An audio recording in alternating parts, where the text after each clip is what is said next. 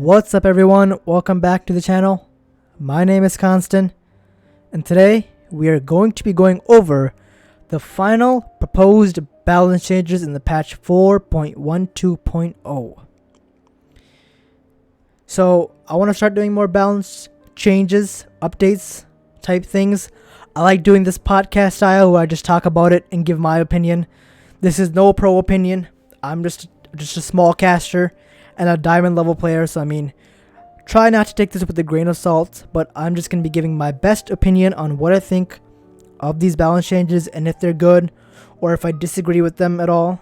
But if you guys disagree or do agree, let me know in the comments what you guys think. I want to see how my subscribers and how their opinion differs from mine.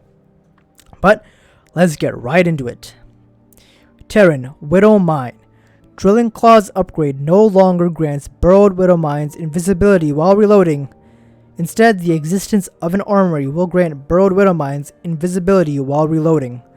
The red laser attachment for Widow Mines will now communicate the existence of an armory instead of the completion of the Drilling Claws upgrade. So basically, what this does is that no longer will we be seeing the Drilling Claws upgrade, and now Widow Mines will fully be cloaked and we'll have that red little laser as soon as an armory is finished. So that's really nice for Terran people. I know that Widow Mines kind of fell off the meta, but then they kind of did make a return this past couple months, and now people started using them. Because I don't know if you guys know, but back in the day, Widow Mines were always permanently cloaked, and you needed no armory, no upgrade, or anything like that. But it was kind of powerful, which is why they nerfed it. But now it looks like they're kind of bringing it back, but all you need is an armory. The only problem I have with this is that I don't know if it's necessarily a problem, but it might make it a little harder to scout, because usually when you go for a quick armory, it's a Hellbat transformation and like a Hellbat push. But now you could kind of fake it into being a Widow Mine drop with Drilling Claws, and if you don't have detection, they're going to be burrowing instantly, and they'll be doing a lot more damage. So, we'll see how it goes. Otherwise, I think I rated like a solid 9 out of 10 for this update. Zerg, Queen anti-air weapon range decreased from 8 to 7. This I love. Like, love with the capital L. Okay, this is such a good thing, because Queens, I feel like, were way too powerful. Well, not way too powerful, but I think their anti-air range was just too much, because I mean, they'd be hitting war prisms from across the base, and it's like, bruh. Nah, that ain't right, bro. That ain't right. Also with Medevacs and Liberators, I think that's nice. That's a really good change. 11 out of 10 for that upgrade. Honestly, in my opinion, I feel like Queens are the best unit in the game. But that's personal opinion. But they're very powerful. Great at anti-air. Great in just like, even ground units. They're so powerful, they're tanky, and they can heal. I think they're just all in one bundle. Brenda, Karen, they're a bundle. But now, they've lost their right to challenge the manager. Alright, let's go to the next proposed change. Baneling, weapon damage change from 20 to plus 15 versus light to 18 plus 17 versus light. I think that's a nice change. I mean, this will really help against like non-light units, so like Marauders, Stalkers, Roaches. They'll be taking less damage versus Banelings, and that 2 damage I think it'll really help them out. I mean, if someone goes mass Stalkers, honestly, as Zerg, you just make mass Banelings, and you can't even run away. You'll get smashed. Alright? But I think that's a nice change. I give it a 10 out of 10 for that upgrade. I think that's a nice little change, so Banelings do more damage to what they're supposed to. So like Zealots, Zerglings and Marines will be taking more damage, but little tankier units will be taking less damage. Creep Tumor, armored attribute removed and light attribute added.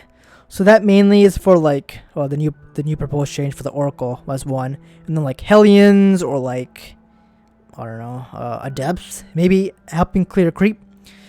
But I don't know. I just feel like maybe this might be a little too powerful, because Hellions will be able to clear the map very easily, and the Marines will be able to do a lot more damage to creep. But we'll see. I think it's a good change. Honestly, creep is kind of OP, or not OP, maybe a little OP, yeah. Don't take it with a grain of salt, but I mean, Zerg just has so much vision. They have the Overseers, they have the Changelings, I believe that's what they're called, yeah, from the Overseers. They have the Creep, and I mean, they just have so much vision. I mean, that's how they're so good at defending, because they just see everything, they scout everything, and they can easily counter it. Alright, let's move on to Protoss, the OPA move race, like most people say, which it is far from it, but battery overcharge. Effect overcharges a shield or target shield battery near a nexus, increasing its shield restoration rate by 100% and allowing it to restore shields without consuming energy for 14 seconds. 50 energy, 60-second cooldown, and unlimited range. Must be within 8 range of friendly nexus. Now I like this ability. Before I did not like this ability. Before oh my goodness, the update was that it could only be charged by the nexus that had energy next to the shield battery. So for say your natural had like 25 energy, but your main base had like 75, and you were getting pushed in your natural, you cannot use your nexus to overcharge that.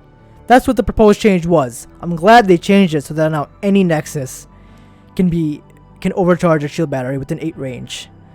I mean, this change is mostly for PvP, because I know most PvP revolves in players doing one base all in. I know I just posted a video of Stats and Zest playing. Spoiler alert, forward the next 15 seconds if you haven't watched the video or going to watch it in the future. But I mean, Stats basically just does one base all in with an immortal, builds a nexus behind it, but kills him with one base. So I mean, that's why they changed it. But I think this is a good change. I think it should really help out PvP and hopefully the duration of the match, and but decrease the amount of one base all-ins we see. Next change is the Oracle. Revelation energy cost decreased from 50 to 25, cooldown increased from 2 to 10, and duration decreased from 30 to 15. This is mostly changed for the creep one, so that oracles can start taking out creep, which I really doubt pro players will be clearing creep with oracles. I mean, I think they'd rather just be tagging the army to see the positioning and maybe get them out of position so they can attack like a 3rd or 4th base.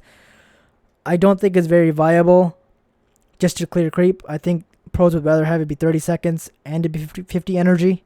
But I mean, I'm just a damn little player, so I don't really know, but that's just my opinion. Also, the High Templar feedback range has been increased from 9 to 10. I think that's a good change because it helps combat like ghosts and vipers and infestors. I think ghost range is like 10, maybe it's 9, but especially with enhanced shockwave, ghosts are pretty powerful against High Templar. I mean, it's so easy just to EMP them, especially when the radius is a lot bigger. So I think that should really help combat that. But that is it for the balance changes for this patch. So I guess that's it. Well, I want to thank you guys for watching. I want to be doing more balance updates. I mean, I like this podcast style, like I said previously in this video.